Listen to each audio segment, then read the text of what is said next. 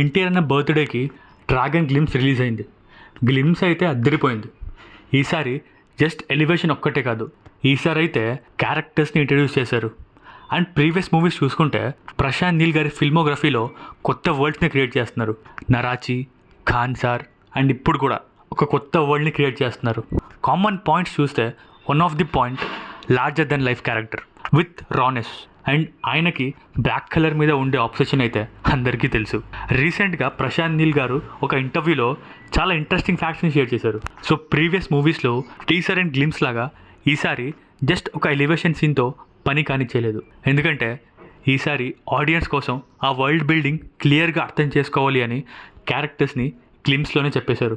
లేదంటే ట్రైలరే 9 minutes cut చేయాలంట. So ఆడియన్స్గా మనకి ఈసారి ఏ కన్ఫ్యూజన్ లేకుండా ఆ వరల్డ్ని అర్థం చేసుకోవచ్చు. నెక్స్ట్ కేజీఎఫ్ అండ్ సలార్లో చూసుకుంటే హీరో క్యారెక్టర్స్ కంప్లీట్గా పాజిటివ్ ఉండదు.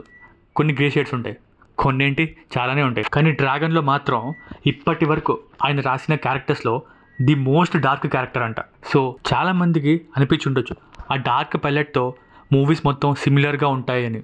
కానీ ఆ 3 క్యారెక్టర్స్ కూడా చాలా డిఫరెంట్. అండ్ ప్రశాంత్ నీల్ గారు ఈ ఫిలిం తర్వాత ఇలాంటి ఫిల్మోగ్రఫీకి బ్రేక్ ఇస్తారంట. నెక్స్ట్ ప్రాజెక్ట్ ఎలా ఉంటుందో పక్కా చూడాలి. అండ్ క్రాస్ ఓవర్స్, ఇది చాలామందికి ఇష్టం. యాక్చువల్లీ నాకు కూడా చాలా ఇష్టం. Salaar into KGF cross over ఉంటుంది అని రూమర్ వచ్చినప్పుడు మాత్రం చాలా ఎక్సైట్ అయిపోయారు ఫ్యాన్స్ అందరూ. ప్రశాంత్ నీల్ గారు అలా ఫోకస్ చేయట్లేదంట. మెయిన్లీ ఆ క్రాస్ ఓవర్ డిజైన్ చేస్తే నెక్స్ట్ ఆ క్రాస్ ఓవర్స్ ఇచ్చే డ్రామాని జస్టిఫై చేయడానికి నెక్స్ట్ కొన్ని ఇయర్స్ జస్ట్ ఒకే మూవీలో స్టక్ అయిపోతా అని చెప్పారు. సో దానికే అలా చేయట్లేదంట. బేసిక్గా 5 years బ్యాక్ ప్రశాంత్ నీల్ గారు ఈ డ్రాగన్ స్టోరీ లైన్ని ఎన్టీఆర్ అన్నకి నెరేట్ చేశారంట. సో అప్పుడు ఆయన దగ్గర ఏ రైటర్స్ లేరు. మన ఎన్టీఆర్ అన్న కూడా మూవీకి చాలా ఇన్పుట్స్ ఇచ్చారంట, like one of the writer లాగా. సో ఇనీషియల్గా ఇద్దరు కలిసి బౌన్సప్ అయి డిజైన్ చేశారు. తర్వాత రైటర్స్ కూడా వచ్చారు. ఎన్టీఆర్ అన్న హార్డ్ వర్క్ ఈ మూవీలో అయితే చాలా ఉంది. లుక్ టెస్ట్ అప్పుడు ఈ అసాసిన్ రోల్కి మీరు కొంచెం థిన్ అవ్వాలి అని చెప్పారంట డైరెక్టర్ గారు. సో నెక్స్ట్ 4 months వరకు షూట్ చేయలేదు. అండ్ ఈ గ్యాప్లో 15 kilos తగ్గారంట.